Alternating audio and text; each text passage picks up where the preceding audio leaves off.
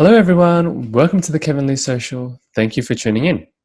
What initially began as an 8-part series interviewing entrepreneurs to share and inspire how they've successfully pivoted during COVID-19, I have decided not only to continue this series, but also to expand on the scope to understand and learn about people's craft, philosophy, the challenges they face in the industry, and their favorite failures that have helped shape them to become who they are today. By going deeper and understanding different thought leaders, businesses, and industries, the idea is to help cross-pollinate ideas applicable in your life and inspire action in this new norm we live in. I hope you enjoy the show. Thank you. Today, we have Jo Pretyman. She is a business strategist specialising in communications and social impact. She works with brands, NGOs, and government to design culturally relevant and aspirational solutions to complex global problems. She specialises in curation and communications design and strategic partnerships to bring these solutions to life. For brands, bridging impact with commercial outcomes. Following her legacy career working in the creative industries, such as beauty, music and fashion, across Sydney, London and Ibiza, she founded I Manifest, a leading NGO that empowered opportunities for culturally diverse youth in the creative industries. Such examples include Benz Fashion Week Australia, Vivid, TEDx and Splendour in the Grass. She is a thought leader with regular public engagements at high-profile events, including Vivid, Creative Mornings and Good Design Strategy Forum, and she sits on the advisory board of Good Design Australia, Fashion Impact, and Arrow Collective. Everyone, please help me welcome Jo Pretyman. Hi Jo, how are you going today? Well, thank you. How are you? Thank you for making the time for me, slotting me in your busy schedule. I really appreciate it. I have been really looking forward to our conversation today. Likewise. It's great to chat. Jo, I'd like to start off, if you could please share with us a bit about your journey and how you got into social work. Yeah, perfect. So I actually started my career in the creative industry. So I spent a long time working in PR, in the beauty industry for luxury skincare brands. And then I moved to London and dabbled in fashion and then was in the music industry in Europe for many years. And after all of that, came back to Sydney, and actually my career in human rights and social justice started at a charity that I went in purely as a marketing and communications role, but very quickly just realised that there was so much depth within this sector, and it was a whole sector that I had never really given too much thought to before, but it was really quickly hooked. But I also, I think from the get-go, where I was in that charity, it felt a little bit clunky, and I felt, wow, like all of this creative industry and particularly like music and fashion and all of these areas of life that were shaping culture and creating culture and had such powerful influence over our vernacular, I realised could have such an important role to play, in helping shape social messages and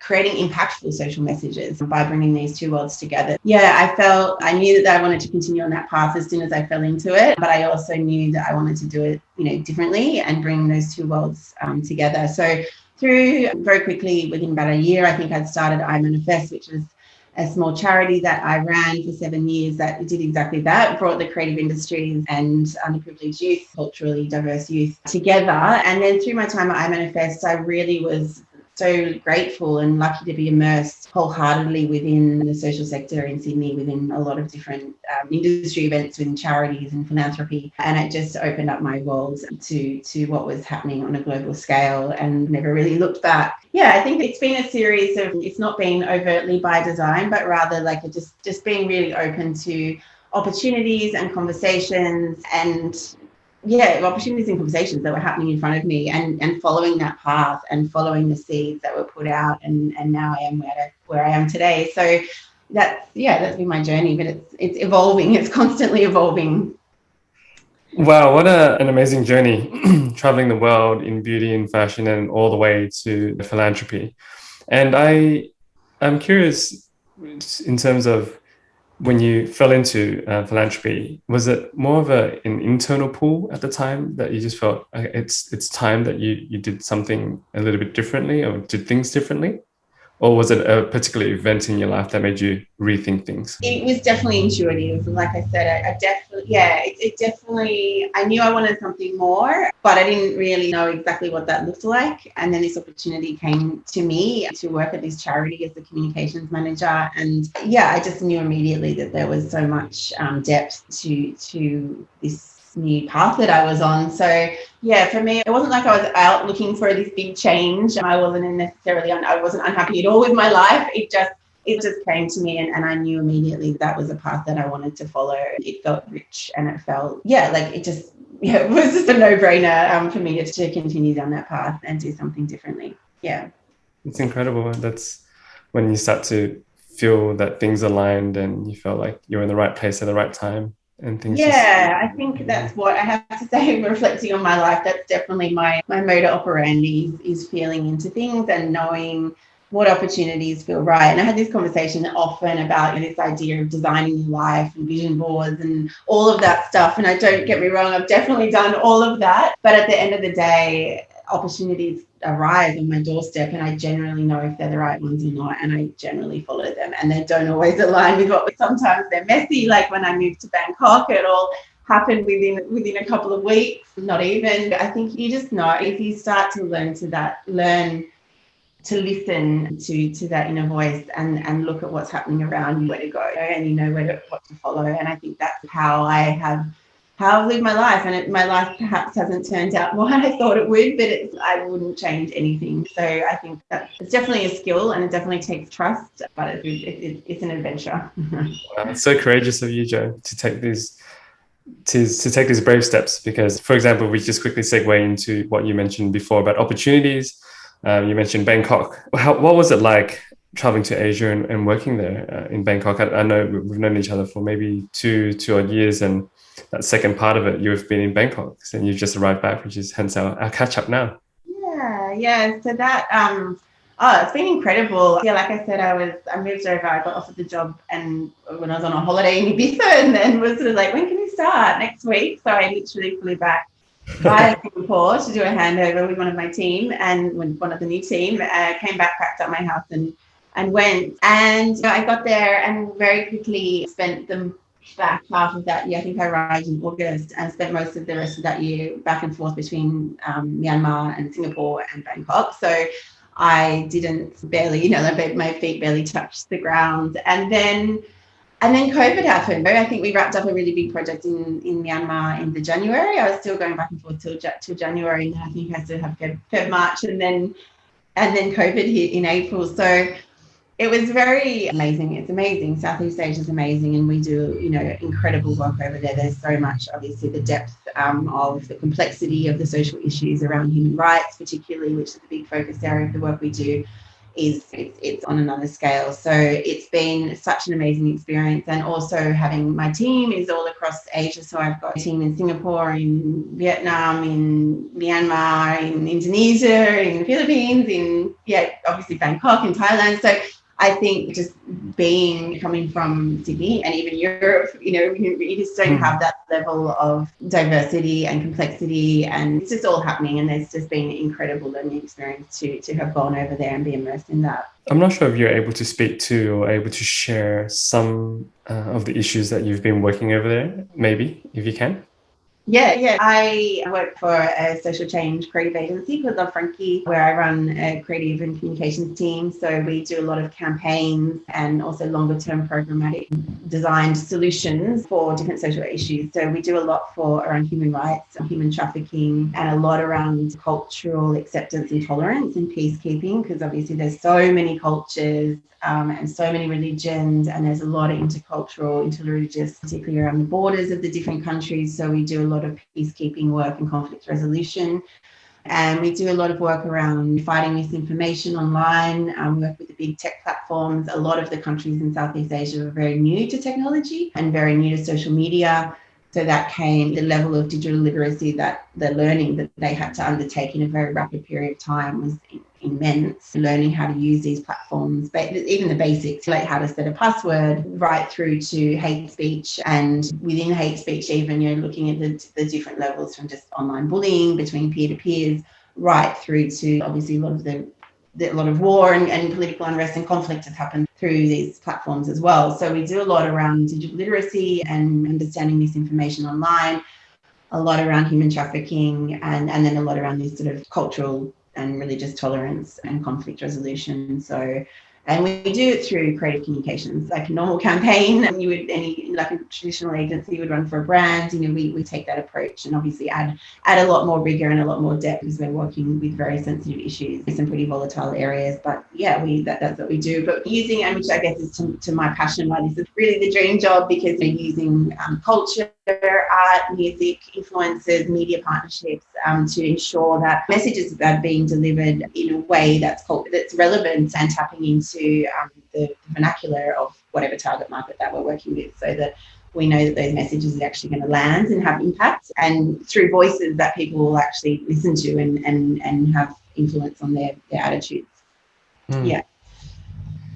And listening to what you've just said, what are some of the challenges or creative challenges that you face in trying to effectively communicate a message about cultural differences and peacekeeping to people over there?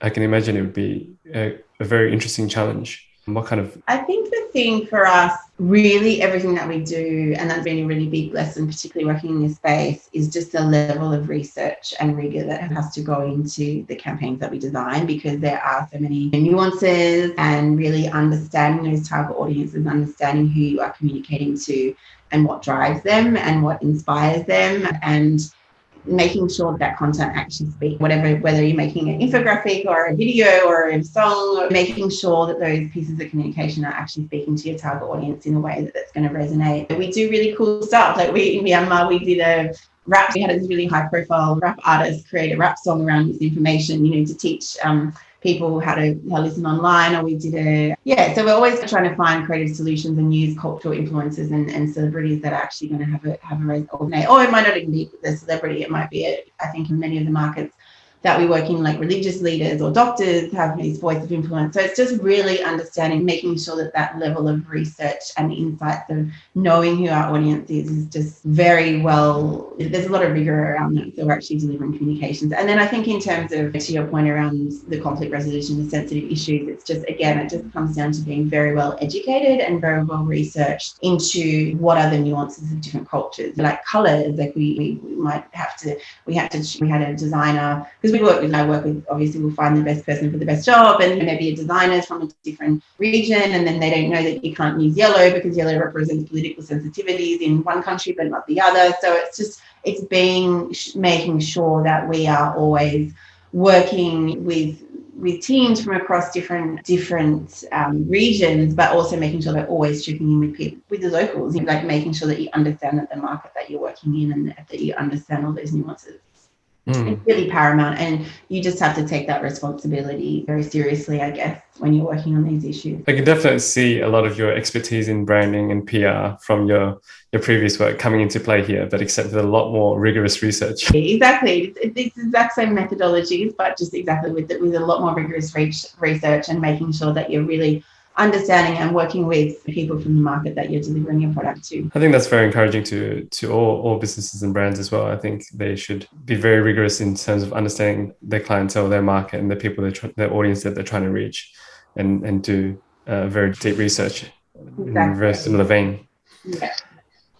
You mentioned before COVID hit when you were in Myanmar. And so during the whole COVID period, how has that affected your work, and how did you maneuver during that current landscape?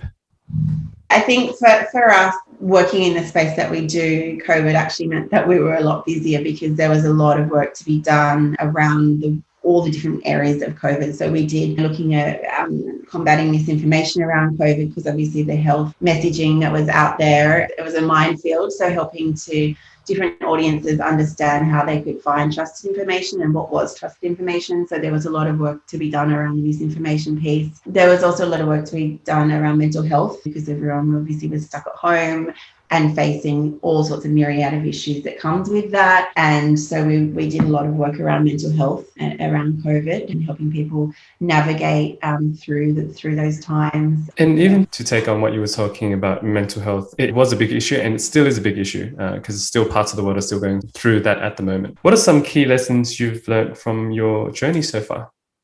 I think one of the things that I learned in this new role particularly was around the power of listening and actually understanding what listening means. I think when I was running I Manifest, particularly because that was my vision and my baby, and it was sort of me getting up every day and driving things forward and creating the narrative and creating the ideas and creating the vernacular of what that organisation was.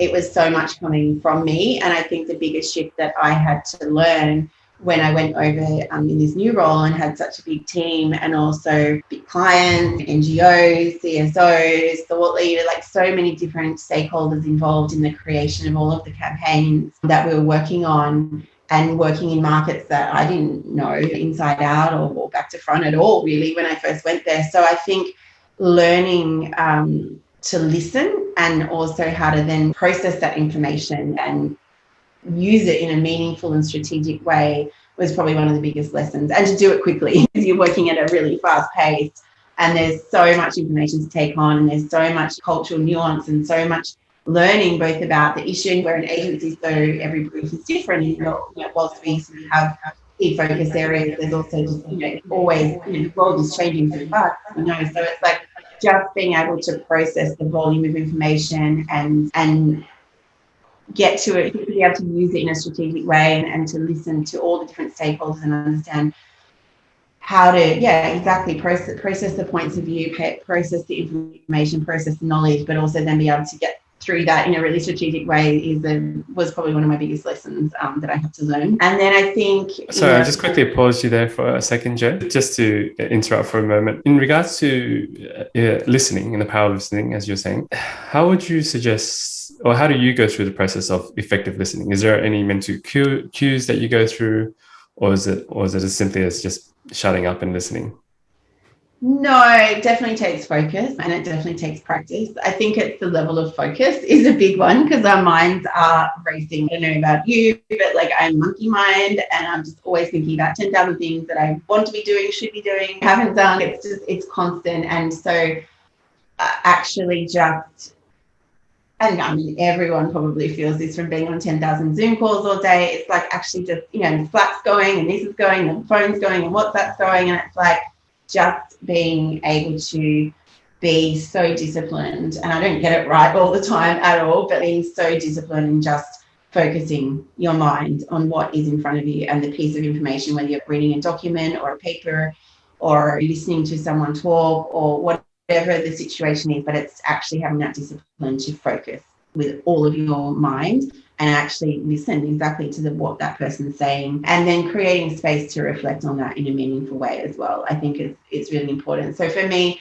definitely, I think we all know it, but meditation, like when I do that meditation every morning, like that helps me to train myself to focus my mind. But I think, absolutely, it doesn't come naturally, it doesn't come easily. It takes effort that you need to focus and you need to, just block out everything else from your mind and really focus on what that person's saying, and then creating that space to reflect on that and process the information so that you've heard. So it's something, I guess there's two things, right? It's listening and then hearing. And the hearing part takes reflection, I think. And so that's, definitely discipline.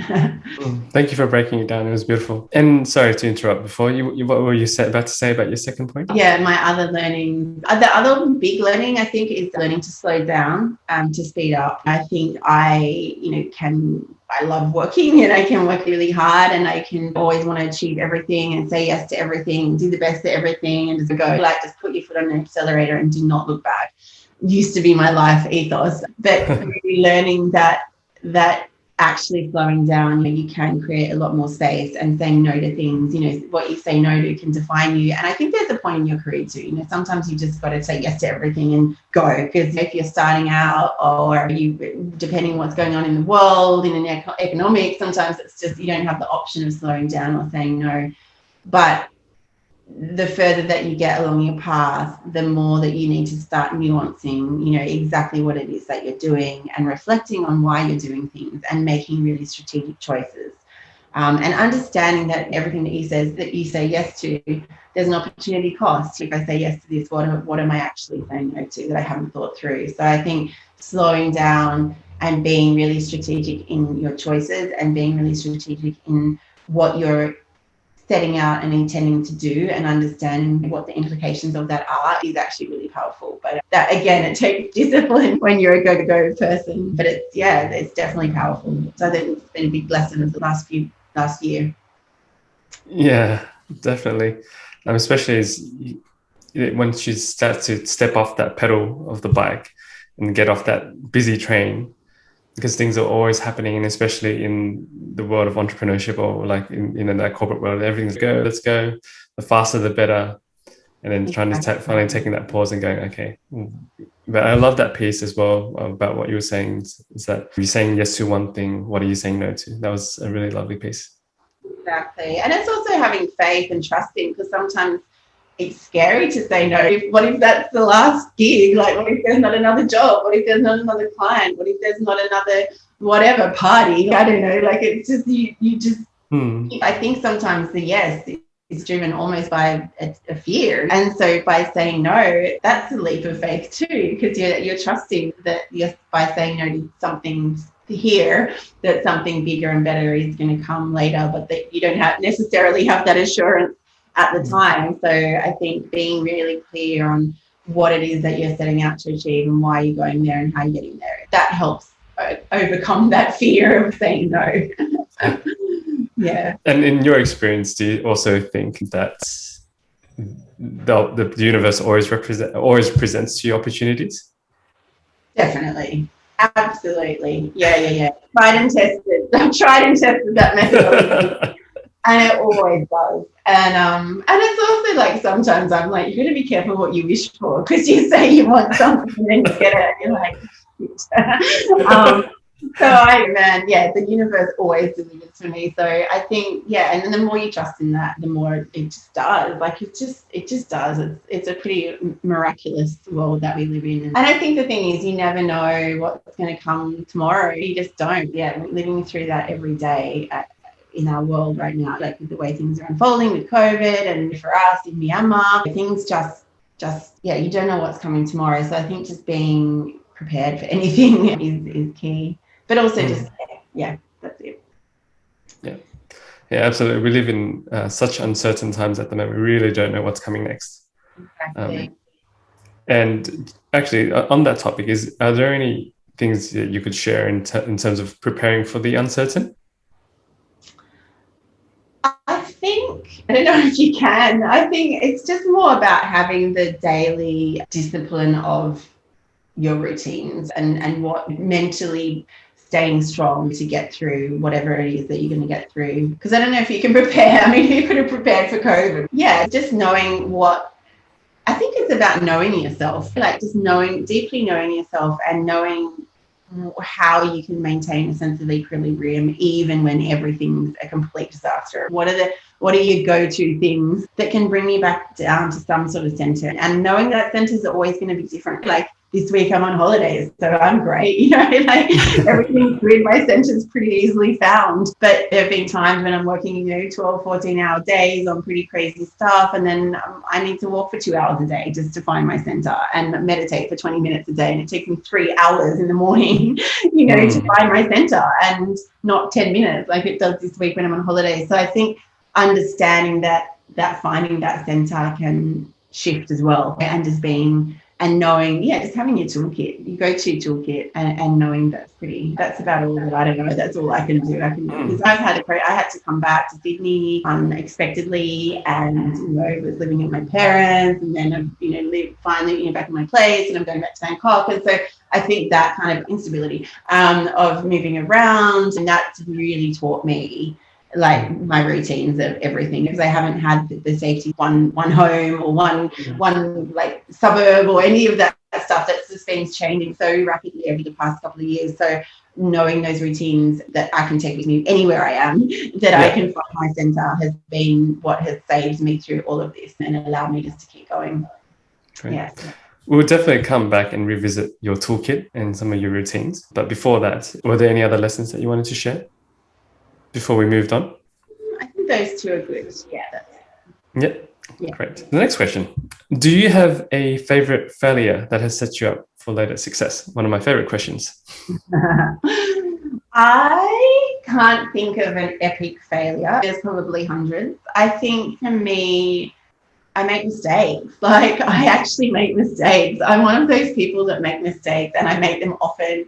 I'll say the wrong thing, or write the wrong thing, or I'll forget something important at a meeting, or like I just make mistakes. And so I think a couple of things. I think knowing yourself, and knowing your kind of blind spots and just preparing for that. So either whether that's if you're in a business and hiring a team around you that has a dynamic skill set, so that everyone, if you're a big picture person, find someone to work beside you that's an attention to detail person, or if you're a dreamer and a visionary, find that person that's more day-to-day and practical.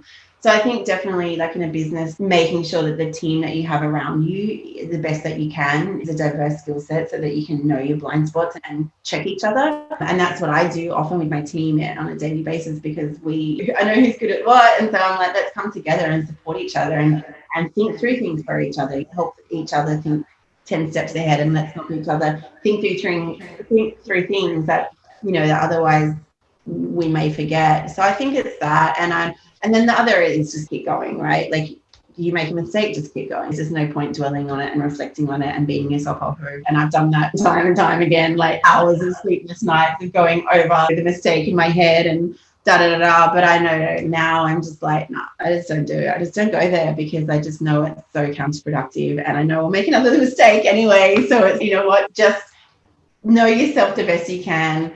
Think through things the best you can. Surround yourself with people that can help each other's blind spots, and get a dynamic team in that sense. And then otherwise, just keep going, because failure is part of life. So we just have to embrace it. And particularly when we're in uncharted territory, you can't get things right all the time. You can't try new things and not make mistakes. So yeah. In terms of when you were talking about finding the right people in the team to look out for your blind spots and so on, and you said that you do it often, do you guys follow a personality test or anything to sort out who's a visionary or who's an analytical person? I'm not sure how you categorize the strengths of people, or strengths finder test. Yeah. Do you know what? I have never actually used it well within a business. Like, I've never really been in a business where that's been deployed as the tool strategically. I think the ones that I use, having said that, we do it informally. I'm really into that kind of stuff and intrigued by each other. So we'll do tests. The ones that sort of like my go-to, I don't know, they're nothing groundbreaking, but 16 personalities, which is sort of adaptation of Myers-Briggs. That's a really good one. And then the Strengths Finder 2.0, the Gallup, I think it's Gallup or something. That's right. Yeah. Gallup, the Strengths Finder. I mean, that's a really, really cool. I love that one. There's an app that one of my teams just sent me called The Pattern. That's super cool. I highly recommend downloading that.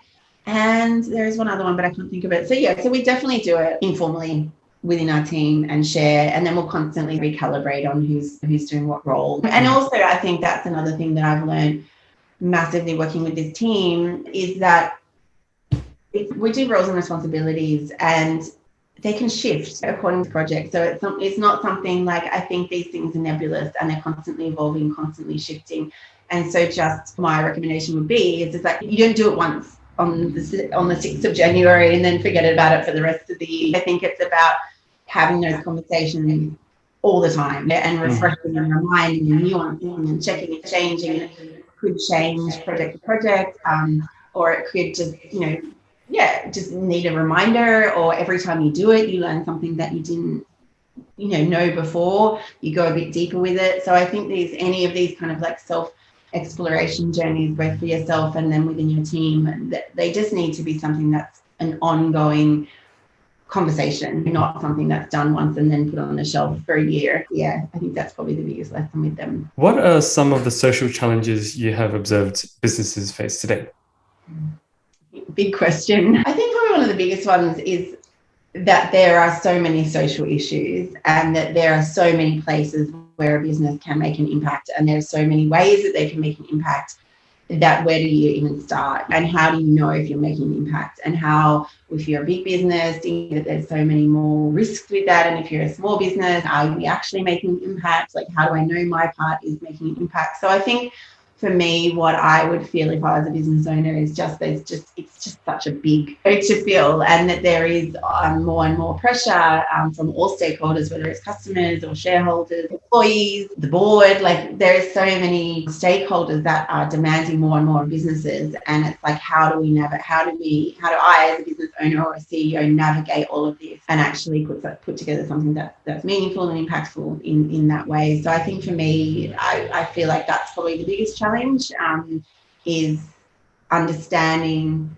the space and understanding how I as a business can make an impact in the space, and how I as a business can meet the needs of all of these different stakeholders that are demanding more of me and still run a commercial viable business. That's the challenge, is making those two things work together.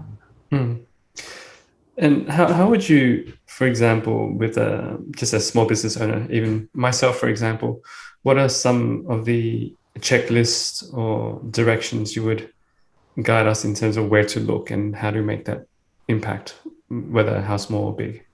Yeah. I think two things. So I think one is understanding what you want to do. Like, what does your business stand for? And that's like the cliche purpose, which is overused term these days. Like, finding out what is it that you want to make an impact on, and what do you care about as a business? What does your business stand for? Because I think if you can find sort of that core pillar, then the rest can sit around that in different ways. But I think being really clear on what does success look like for you? Is it being really active in the community? Is it the environment? Is it a particular social issue that has relevance to your customers or to why you started the business? So I think really understanding what gets you up in the morning as a business owner, and what does success look like, and just understanding that is a really good starting place. And then the second thing I think is looking at all of the pillars of the business, because I think there's so many ways that you can make an impact through your supply chain, your procurement, like where you source your products from, is really actually quite impactful, because that sort of has a flow-on effect of all of the other businesses also then needing to be more socially conscious and be more ethical. And so I think that's procurement and supply chain can be really have the flow-on effect of making good decisions, and that is really profound. But then also in your marketing, I think, like, whether it's how the faces that you use in your campaign, the stories that you tell, the messages that you share, what is your marketing saying about the world, and how is your marketing tapping into a social or cultural vernacular that's relevant to your customers.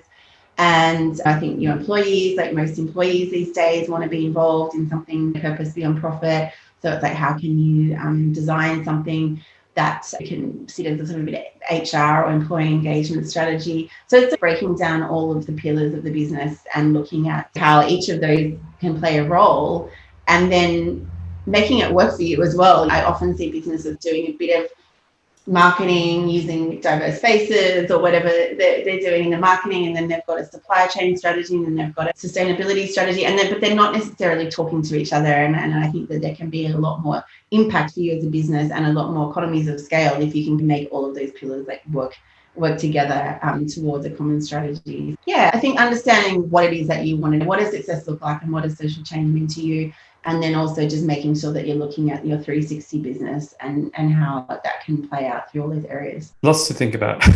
Yeah, and then one more thing I think as well for businesses is, like, especially for small businesses, is I feel like, and I don't know what this necessarily looks like yet, but networking, as in building networks of other small businesses that might be wanting to do the same thing, and how could you work together to potentially do something bigger, that some of the parts might be bigger than if you just do things individually. So maybe is it like finding some businesses in your area, or not even in your area, maybe small businesses that have similar business models or similar ethoses, and how can you come together and try and design something that's maybe going to have a bigger impact and also be more inspiring for you. Like, it's always, I think one of the most joyful experiences for me working on social causes is the collaboration between CSOs, NGOs, government, private sector, influencers, media. Like, it's like when all of these people come together to run at a social issue, it's so fun. Like, it's empowering, it's educating.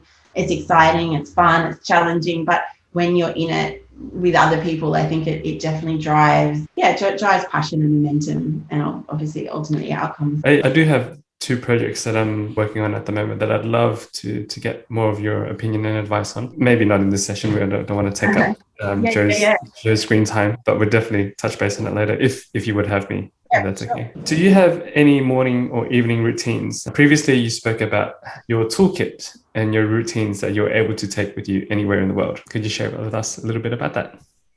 Yeah, for sure. Like I said, my routine definitely shapes and shifts depending on where I'm at the time. And I think that's something that I have learned to embrace, rather than thinking that a routine has to be 365 days a year. And if I'm not doing it, I'm not in my routine. I've really learned to understand that what I need at particular times changes, and that I flow with that now rather than fight it and try and force myself into a box. Sometimes I just want to work, like sometimes there'll be a crazy workload, or I'll be full of ideas and information, and I just need to get up and work. Sometimes I might just literally wake up, get up, make a coffee and go. But then other times that's not the case, and I'll really need to, like I said, find my center and stabilize. So it could be walking, being my savior during COVID. I think in Bangkok at one point I was walking for almost 2 hours every morning, doing a half an hour yoga, doing a half an hour meditation. Like it was a 3-hour regime just to get and clear my head and get in a space that I could turn up to work and be present and be to the point of listening and being focused and being present for my team would require a really solid morning routine. So it shifts and shapes. So but definitely walking, definitely yoga, definitely meditation. No matter what, coffee and green juice. I literally, wherever I go, I just buy a juicer and have a green juice. So coffee and green juice are non-negotiables. And then I think, for me it's yoga, walking and meditation are my go-tos. And then lists. I just love making lists. They keep me centered. So everything from my personal life through to obviously work. And I keep everything really tight. Like I really know where I'm going. Like I just constantly am recalibrating. I'm like, where am I going with this life, with this crazy life that we have? And just checking in on that and just bringing myself back to that where exactly I'm going and how I'm getting there. And that just generally comes down to like piles and piles of lists. I've got pages of lists, but it's good. It just keeps me grounded and keeps me centered. And then at nighttime, particularly now because I work Bangkok hours. So sometimes I'll be working till 9, 10, 11, midnight. So I think turning my brain off at night is super, super important. So I think having time to just chill and, cups of chamomile tea and just ground. And sometimes I'll just read a book or whatever just to get my mind calmed down after the crazy day is super important. Because now that I'm older, I really value good quality sleep. So I just like getting everything right before going to bed so I sleep well become a new obsession. How many hours do you normally get a night? 8. Religiously, can't do less, and more not good either. So it's funny, I've been going to bed about midnight 30 lately. Now I sleep until 8:30, which is so weird being a Sydney sider because normally we're 5 a.m. yoga, green juice. So it's been quite a shift for me to get used to the late start. But religiously 8 hours. I also wanted to touch on two things that you mentioned before. The first thing is meditation. I love meditation, so I'm curious to see what type of meditation do you do, or is there any particular type of practice you follow? Yeah, it's so interesting. When I was in my early 30s, I think, I absolutely went down the rabbit hole of manifestation, visualization. I started exploring archangels and all sorts of different spiritual modalities along with my yoga. And for me at that time, like all of my meditation was visualization. So I would just take myself to other places, and sometimes they were guided, often they weren't guided. I was looking at there's like this amazing, like there's different energy, like obviously we've got all these different energy bodies. So I was doing harmonic shield meditations and all sorts of, I've tried everything. And so, but I found eventually that all of those things were amazing and they definitely work. You can manifest pretty much anything. But what I've found recently was that it wasn't actually meditation. And it's going back to this idea of the listening and the stillness and the focus was actually that those things were just another way of me escaping reality, which I quite like to do because I'm a daydreamer. But They were just another way of escaping reality rather than actually just bringing me back to center and bringing me back to a sense of stillness and focus on what I actually needed to do that day in the 3D world. So now I'm really training myself to just do breath work and counting. Occasionally I use a mantra, but really just counting and breathing is now what I do, because I feel like that's actually me facing me rather than just escaping into some lovely alternate reality, which is quite pleasant but not necessarily helping me focus and listen and be really present. So now my practice is very much, it's literally just breathing and counting, and that's it. And it's the most basic form, but it's the most powerful and it's the hardest.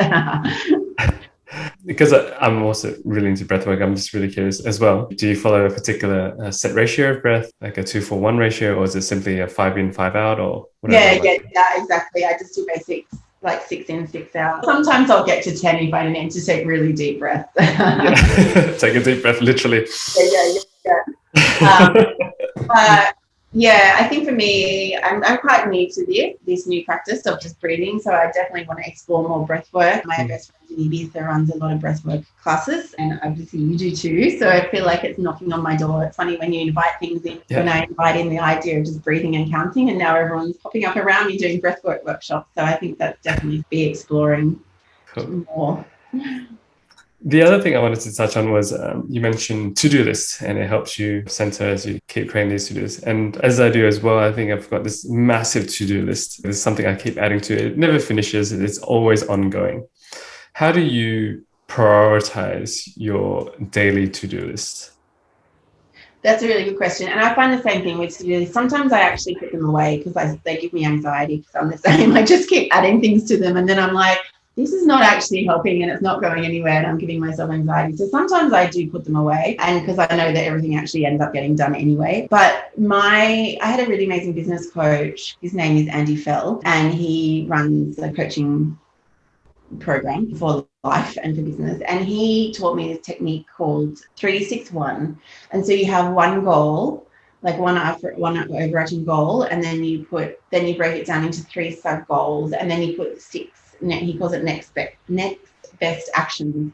And basically the idea is that if you have 25 things on your to-do list, it just becomes overwhelming and too much. So he just basically breaks it down to have 6 actions that you're going to take towards that goal. And so by having the goal there, it's really clear on why things are on your to-do list. Is it actually going to get me to where I want to go, or is it just me adding things for the sake of adding things? And then by just having the 6 things on your list, it breaks it down into something that's actually tangible, and you get a sense of accomplishment, because otherwise you just feel like you're not actually getting anywhere, even though you are, because you just keep adding things to your list. So I think that's really helped me. So it's like one big goal, 3 sub goals, and then six actions that you're going to take, and that sort of helps break it down into a way that sort of is a little less overwhelming.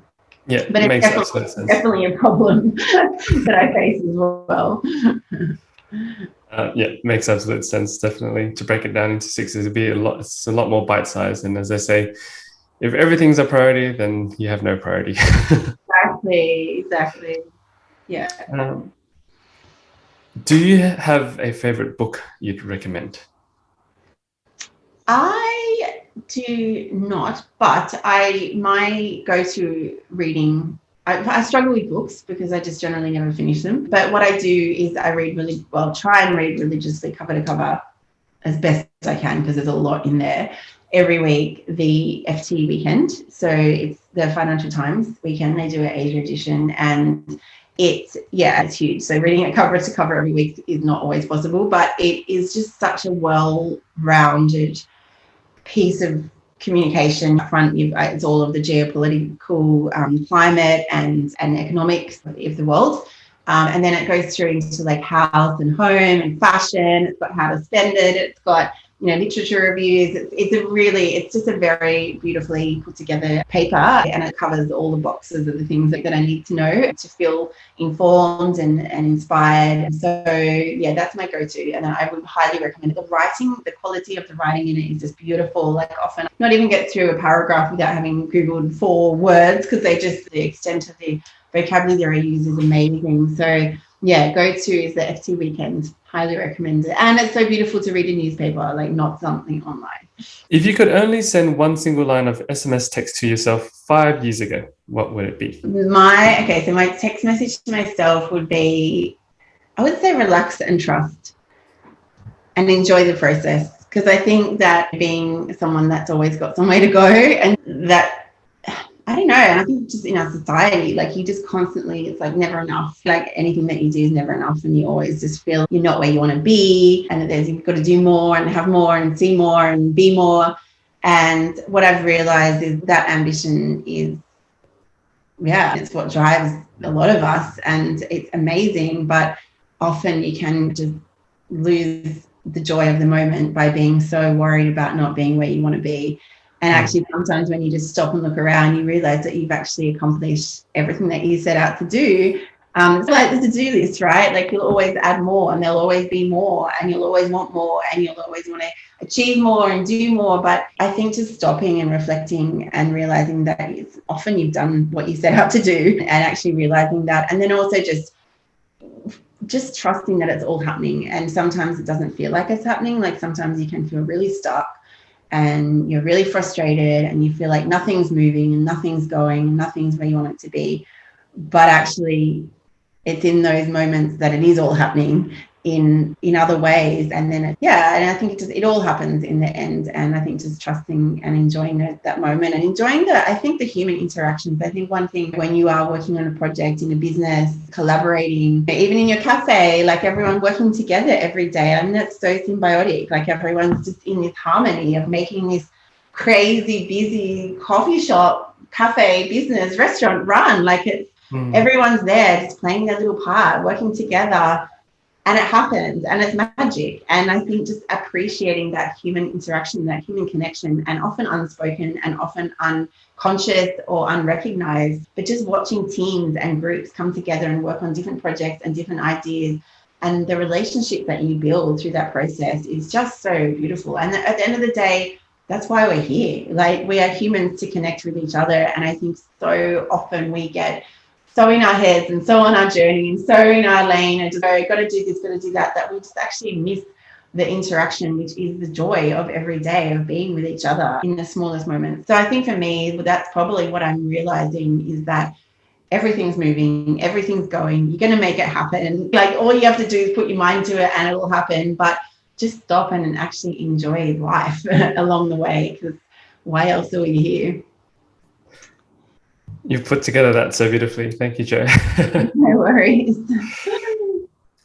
Finally, how could people reach out or learn more about you and your work, Jo? Yeah, so people can find me. I'm on Instagram. My handle is Jo_Pretyman_. And I have made a personal commitment to write more about my work because it's super interesting and I don't share enough. So that is going to be where I'm going to start writing more and more about the work that I do and the social issues that I care about. And then also, obviously, LinkedIn is good. So I think I'm Joanna Pretyman on LinkedIn.